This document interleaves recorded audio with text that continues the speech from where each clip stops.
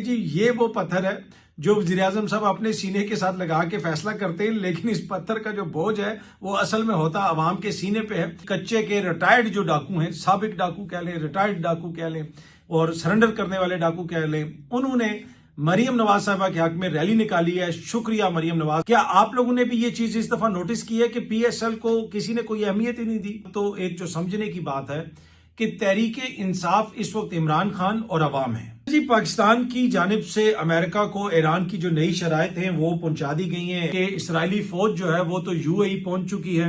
वहां पे जाके बाकायदा तौर पे मिसाइल वगैरह नस्ब कर दिए गए हैं कि अगर दोबारा कोई मसला होता है तो यूएई की हिफाजत वो जो इजरायली सिस्टम्स हैं वो करेंगे।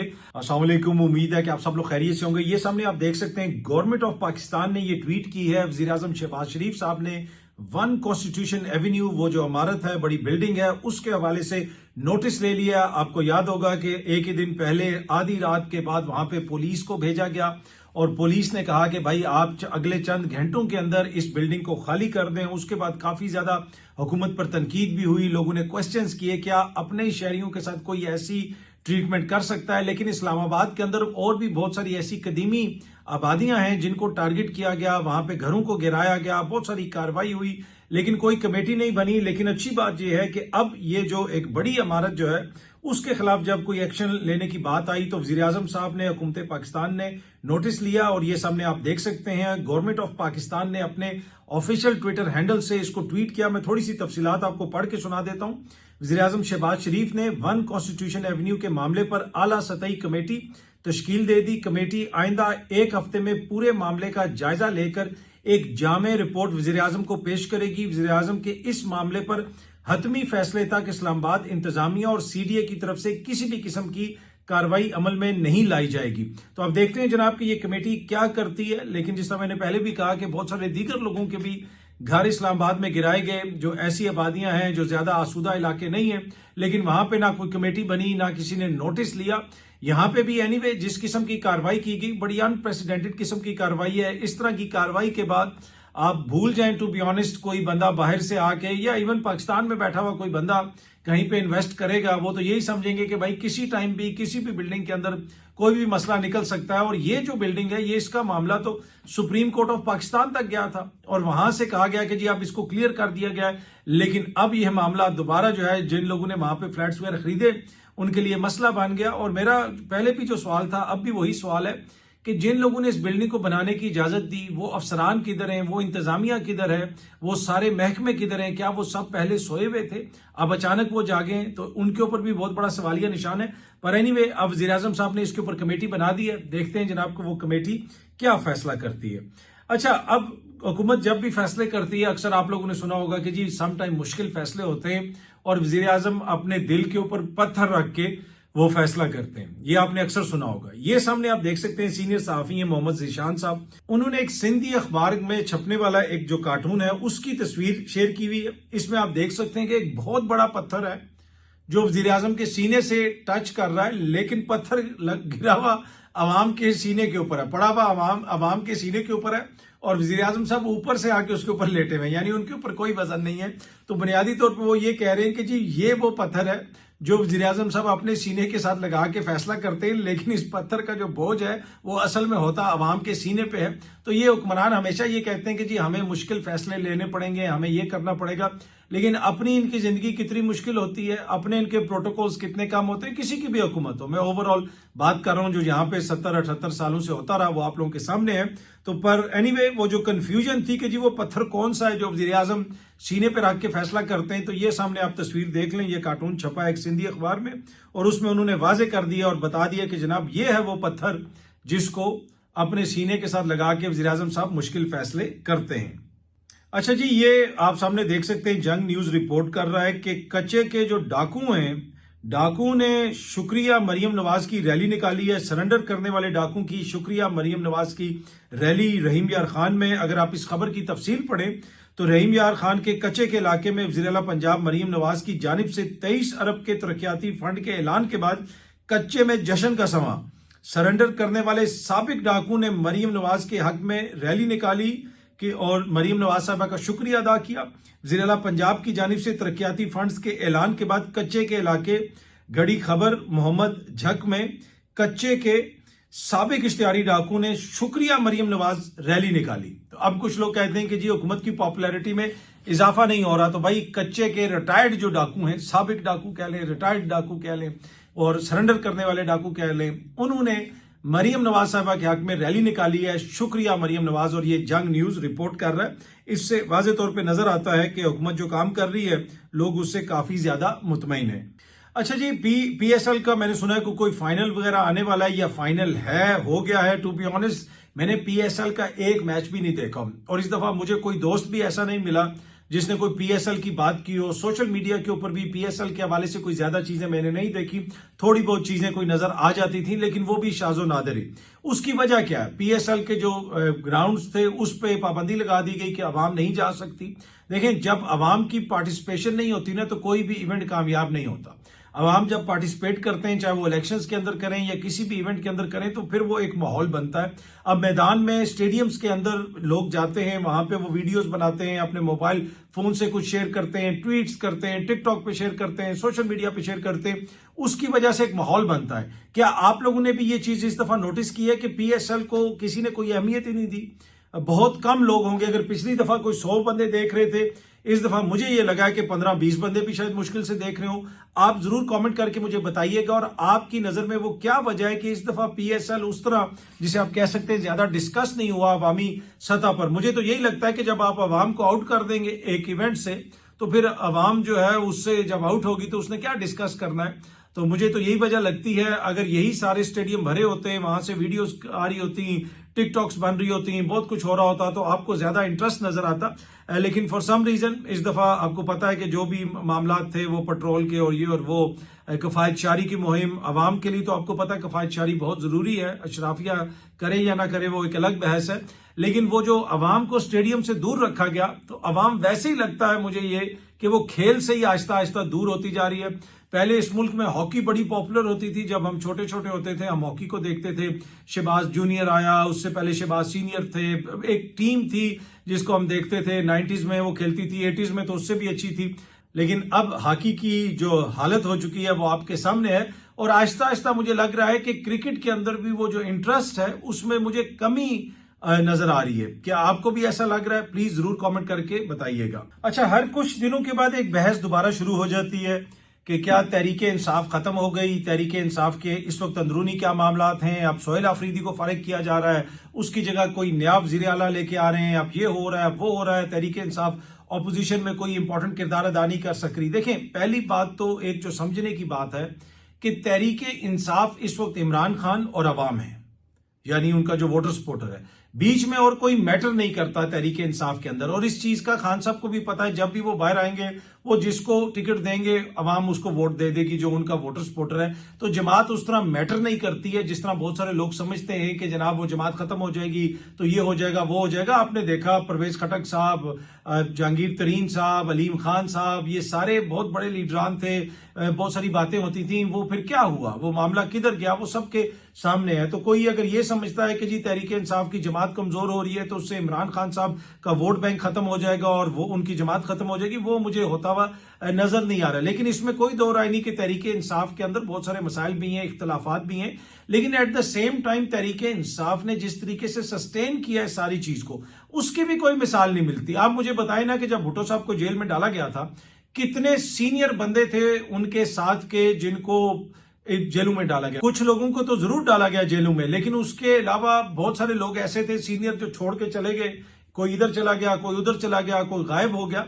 अब अगर आप इमरान खान साहब की बात करें तो खान साहब खुद भी जेल में हैं, शाह महमूद कुरैशी साहब जेल में हैं, यास्मीन राशिद साहिबा जेल में हैं, उमर चीमा साहब जेल में, मियां महमूद रशीद साहब जेल में हैं, एजाज चौधरी साहब जेल में। ये मैं टॉप की उनकी जो लीडरशिप है उसके बारे में बता रहा हूं कि खान साहब के जो टॉप के लोग हैं वो आज भी साथ खड़े हैं। और बहुत सारे लोगों को जिस तरीके से पकड़ा गया, उनके ऊपर मुकदमात चलाए गए, लेकिन उसके बावजूद उन्होंने जमात को नहीं छोड़ा। बहुत सारे उसमें लोग हैं, उसमें इवन के अली अमीन के साथ जो सलूक हुआ, शहरयार अफरीदी साहब को जिन चीजों से गुजरना पड़ा, और भी बहुत सारे लोग हैं। और आपने देखा कि क्या कुछ हुआ, लोग गायब भी हुए, वापस भी आए, उनके इंटरव्यू भी हुए, बहुत कुछ यहाँ पे हुआ। लेकिन उसके बावजूद आज भी वो अपनी जमात के साथ खड़े हैं। तो मेरे ख्याल में कोई अगर ये कहता है कि जी तहरीक इंसाफ जो है वो सियासी जमात साबित नहीं हुई और उसके बंदे इधर चले गए और उधर चले गए, ये हकायक के मुनाफी है। तहरीक इंसाफ ने और उसकी लीडरशिप ने बहुत कुछ झेला है। हाँ, उनके कुछ फैसलों से आप जरूर इख्तलाफ कर सकते हैं, उनकी हिकमत अमली से आप जरूर इख्तलाफ कर सकते हैं, लेकिन पूरी जमात को यह कह देना कि जी वो बिल्कुल फजूल है, वो खड़ी नहीं हुई, ये नहीं हुआ, वो नहीं हुआ, ऐसी हमें कोई नजीर नहीं मिलती जिस तरीके से तहरीक इंसाफ खड़ी हुई है। जब मियां साहब की हुकूमत का खात्मा हुआ था तो किधर गई थी नून लीग, और इसी तरह मुशर्रफ के दौर में किधर गई थी पीपल्स पार्टी। आधी पीपल्स पार्टी तो पैट्रियट में चली गई थी, उन्होंने मिलके हुकूमत भी बना ली थी, काफ लीग बन गई थी नून लीग से। पीटीआई के अंदर से तो वो जो इस्तेकाम पाकिस्तान पार्टी बनाने की कोशिश की गई, उसका जो हशर हुआ वो आपके सामने है। कोई ब्रांच भी तहरीक इंसाफ की उस तरह नहीं बन सकी। अब अगेन ये कहा जा रहा है कि जी खैबर पख्तूनख्वा के अंदर कोई फॉरवर्ड ब्लॉक बन रहा है। जब अली अमीन साहब थे तब भी इस तरह की बातें होती थी, और उस वक्त भी मैंने कहा था कि मुझे नहीं लगता कि कोई फॉरवर्ड ब्लॉक बन सकता है, और एक दो एमपीए भी नहीं टूटेंगे। अगर वो भी टूट जाए तो मेरे लिए वो भी बहुत बड़ी खबर होगी। और फिर आपने देखा कि वहां पे कोई एमपीए नहीं टूटा, और अली अमीन साहब के हवाले से लोग टीवी पे बैठ के कहते थे कि अली अमीन को रखना अब इमरान खान की मजबूरी है। अली अमीन को निकालेंगे तो 25 या 30 बंदे उनके साथ चले जाएंगे, और मैं उधर ही उनके साथ बैठ के उनको कहता था कि जी आप भी इधर हैं और मैं भी इधर हूं, मुझे ऐसा होता हुआ नजर नहीं आ रहा। अगेन मुझे कोई इस वक्त भी फॉरवर्ड ब्लॉक बनता हुआ नजर नहीं आ रहा। पीटीआई की अपनी जो भी मसाइल हैं वो अपनी जगह पे, लेकिन इस किस्म का जो बयानिया पेश किया जाता है ये ख्वाहिशात के मुताबिक पेश किया जाता है, और ये तासुर देने की कोशिश की जाती है कि जी तहरीक इंसाफ खत्म हो गई है। मेरे ख्याल में तहरीक इंसाफ तब तक खत्म नहीं हो सकती जब तक वो इक्तदार में नहीं आएंगे और डिलीवर करने में नाकाम नहीं होंगे। और जब कोई सियासी जमात खत्म होती है तो फिर बताने की जरूरत नहीं पड़ती कि जी ये खत्म हो गई है, फिर वो दुनिया को नजर आता है कि जनाब उनकी क्या हालत है। पाकिस्तान के साबिक सेनेटर, आपको पता है कि मुश्ताक साहब जो है वो उस फ्लोटेला में शामिल थे जो गजा की तरफ जा रहा था, उनको भी हिरासत में ले लिया गया था। अब उनको रिहा भी कर दिया गया है। उस हवाले से कुछ मजीद खबरें वगैरह भी सामने आई हैं कि बाकी जो लोग गिरफ्तार हुए थे उनको भी रिहा कर दिया गया। और इसराइल की जो मर्जी होती है वो करते रहते हैं, लेकिन बुनियादी तौर पे ये जो सारी एपिसोड थी, ये जो सारी कोशिश थी, इस फ्लोटिला के वहां जाने का मकसद ये था कि गजा के अंदर जो क्राइसिस है उसको हाईलाइट किया जाए। जब से वो पीस डील हुई है और पीस बोर्ड बना है, तासुर ये दिया जा रहा है कि गजा में दूध और शहद की नहरें बहना शुरू हो गई। ये हालात नहीं है, वहां पे अभी भी इसराइल का कब्जा है, अभी भी वहां पे फलस्तीनियों को शहीद किया जा रहा है, सिविलियंस को मारा जा रहा है, एड नहीं पहुंचाई जा रही है, कभी एड देते हैं कभी नहीं देते। और इसी चीज को हाईलाइट करने के लिए ये लोग वहां पे जा रहे थे, लेकिन वो सारी पीस डील वगैरह तो हो गई है और वो अमन बोर्ड भी बन गया है जिसके बहुत सारे ममालिक जो है वो मेंबर भी हैं। लेकिन उस अमन बोर्ड के अगर आप बयानात देखें, उन्होंने अपने ऑफिशियल ट्विटर हैंडल से जो चीज ट्वीट की उससे लगा ऐसे कि जैसे वो कोई पीआर कंपनी है इसराइल की और फलस्तीनियों के खिलाफ मुहिम चलाने के लिए उनको कोई ठेका दिया गया है, या उनको कोई, जिसे आप कहते हैं ना कि ये एक स्कीम लॉन्च की गई है, या फिर एक जनाब ये मार्केटिंग के जनाब ये कंपेन करनी है तो लिहाजा आप ये कंपेन लॉन्च कर दें। तो लगता है ऐसे है कि वो जो अमन बोर्ड है, पीस बोर्ड है, उसका ऑफिशियल ट्विटर हैंडल को देख के ऐसे लगता है कि वो इसराइल की कोई पीआर कंपनी है। वो सिर्फ फलस्तीनियों के और हमास के खिलाफ बात करते हैं इसराइल के हवाले से, तो वो कोई बात ही नहीं करते। पर एनीवे ये जो सारी चीज हुई है, इससे एक दफा फिर जो गजा का मामला है वो दुनिया के सामने आया और दुनिया को दोबारा ये याद दहानी करवाई गई है कि वो मामला हल नहीं हुआ। आज भी वहां पे बेगुनाह फलस्तीनियों को जो है वो शहीद किया जा रहा है। और दूसरी तरफ जहां पे एक तरफ गजा में ये हो रहा है,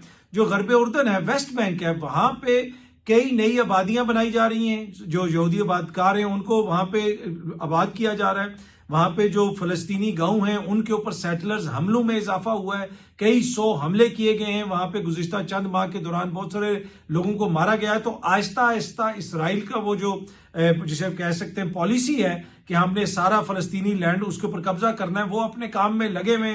नई वहां पे वो डेवलपमेंट्स भी कर रहे हैं, जो फलस्तीनी गांव हैं उनको तबाह कर रहे हैं, उनके जैतून के दरख्तों को आग लगा रहे हैं, उनके ऊपर मसलसल हमले कर रहे हैं, और बहुत जिसे आप कह सकते हैं सिस्टमेटिक तरीके से वहां से फलस्तीनियों की आबादी को खत्म करने की कोशिश कर रहे हैं। ना सिर्फ गजा से बल्कि दूसरी साइड पे जो गरबे उर्दन है, वेस्ट बैंक है, वहां पे भी यही सूरत हाल है।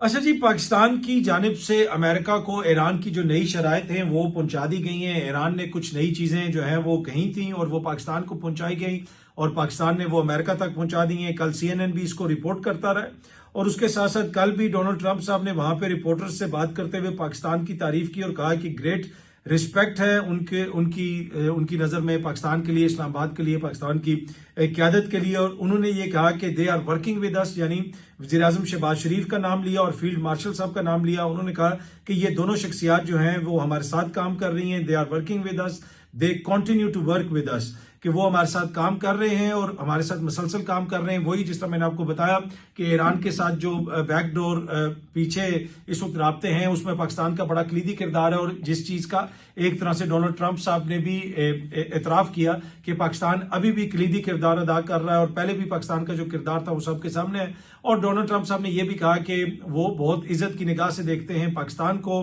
पाकिस्तान की क़यादत को, वज़ीर आज़म साहब को और पाकिस्तान के फील्ड मार्शल यानी पाकिस्तान के आर्मी चीफ को।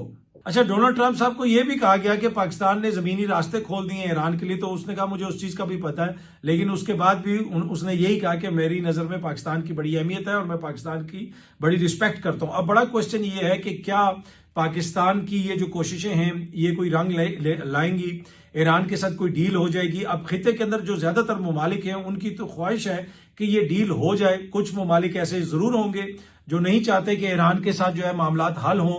और हम देख रहे हैं कि इस्राएली फौज जो है वो तो यूएई पहुंच चुकी है, वहां पे जाके बाकायदा तौर पे मिसाइल वगैरह नस्ब कर दिए गए हैं कि अगर दोबारा कोई मसला होता है तो यूएई की हिफाजत वो जो इजरायली सिस्टम्स हैं वो करेंगे। वो किस हद तक कामयाब होंगे वो तो खुदा न खास्ता अगर कोई ऐसा वक्त आता है तो तभी पता चलेगा। लेकिन ये सारी चीजें हम देख रहे हैं। दूसरी जानिब वो जो खबरें आ रही हैं कि यूएई से लोगों को निकाला जा रहा है, पाकिस्तानियों को निकाला जा रहा है, उन खबरों में आए रोज जो है वो इजाफा होता जा रहा है। कल मैं देख रहा था कि एक और सीनियर सहाफी ने भी ट्वीट किया हुआ था कि उनके कोई जानने वाले जिनका वहां पे कारोबार है उनके साथ भी वही हुआ कि उनको थोड़ा सा टाइम दिया गया कि भाई आप निकल जाएं और मुल्क से चले जाएं। और इसी तरह मैं कुछ दिन पहले भी आपसे शेयर किया था, कामरान यूसुफ साहब है सीनियर सहाफी, उनका ट्वीट भी मैंने आपसे शेयर किया था। उन्होंने भी ट्वीट किया हुआ था कि किस तरीके से वहां पे काम करने वाले कुछ पाकिस्तानी, कुछ तो कई सालों से काम कर रहे थे एक एयरलाइन के साथ और उन्हें 48 घंटे दिए गए कि आप मुल्क से निकल जाएं। तो वो काफी एक परेशान कुन चीज है। ऑब्वियसली लोगों ने वहां पे अपनी जिंदगियां गुजारी हैं, बिजनेस सेट किए हैं, तो इन हालात का जो उनको सामना करना पड़ रहा है यकीनन ये कोई आसान नहीं होगा। लेकिन ये खबरें जो हैं अब तवातर से आ रही हैं कि वहां से पाकिस्तानियों को बेदखल किया जा रहा है। उसका क्या क्राइटेरिया है, किसको बेदखल किया जा रहा है एग्जैक्टली तो मैं नहीं कुछ कह सकता, लेकिन यकीनन कुछ ना कुछ ऐसा तो है जिसकी वजह से पाकिस्तानियों को निकाला जा रहा है। इसके ऊपर हुकूमत पाकिस्तान ने अब तक यूएई की हुकूमत से क्या बात की है, क्या चीज उन्होंने वहां पे डिस्कस की है, ये मुझे नहीं पता। मेरे ख्याल में इसके ऊपर भी हुकूमत को नोटिस लेना चाहिए और देखना चाहिए और थोड़ी सी सूरत हाल को वाजे करना चाहिए कि आखिर ये मामला क्या है और क्यों वहां से कुछ पाकिस्तानियों को इस तरीके से बेदखल किया जा रहा है। एक तनकीद हुकूमत पर यह भी होती है कि जिस तरीके से दूसरे ममालिक की हुकूमतें किसी तीसरे मुल्क के शहरियों के साथ करती हैं, वैसी हरकत इस्लामाबाद के अंदर 1 कॉन्स्टिट्यूशन एवेन्यू के जो रिहायशी हैं उनके साथ की गई। आधी रात को पुलिस वहां पे भेजी गई। अगर अदालत की तरफ से कोई हुक्म आ भी गया था तो नोटिस भेजे जा सकते थे कि भाई अगले 7 दिन के अंदर आप लोग खाली कर दें, अगले 4 दिन के अंदर आप लोग खाली कर दें। आधी रात को वहां पे लोगों को भेजना क्या मुनासिब था, उस वक्त क्यों भेजा गया? वहां पे पुलिस ने जाके लोगों के ऊपर प्रेशर डाला। लोग वहां पे अपनी फैमिलीज के साथ रहते हैं, लोग वहां पे किराए पे रहते हैं। जो सलूक किया गया इंतजामिया की जानिब से अपने मुल्क के शहरियों के साथ इस तरह का सलूक नहीं होना चाहिए, उसके ऊपर काफी ज्यादा तनकीद हुई और मेरे ख्याल में फिर हुकूमत ने वो तनकीद सुनी है और इसी वजह से शायद शहबाज शरीफ साहब ने फिर उस मामले का नोटिस लिया है। और आप देखते हैं कि जनाब वो कमेटी क्या फैसला करती है। लेकिन जिस तरह मैंने पहले भी कहा कि ये तो 1 कॉन्स्टिट्यूशन एवेन्यू तो आपको सामने नजर आ गया, बाकी जो बहुत सारी आबादियां हैं जहां पे एक्शंस लिए गए वहां पे क्या हुकूमत ने कोई नोटिस लिया? और आप अलमिया का अंदाजा लगाएं कि 1 कॉन्स्टिट्यूशन एवेन्यू पाकिस्तान की जो शारा दस्तूर का नंबर पहला जो बिल्डिंग है वही गैर कानूनी है।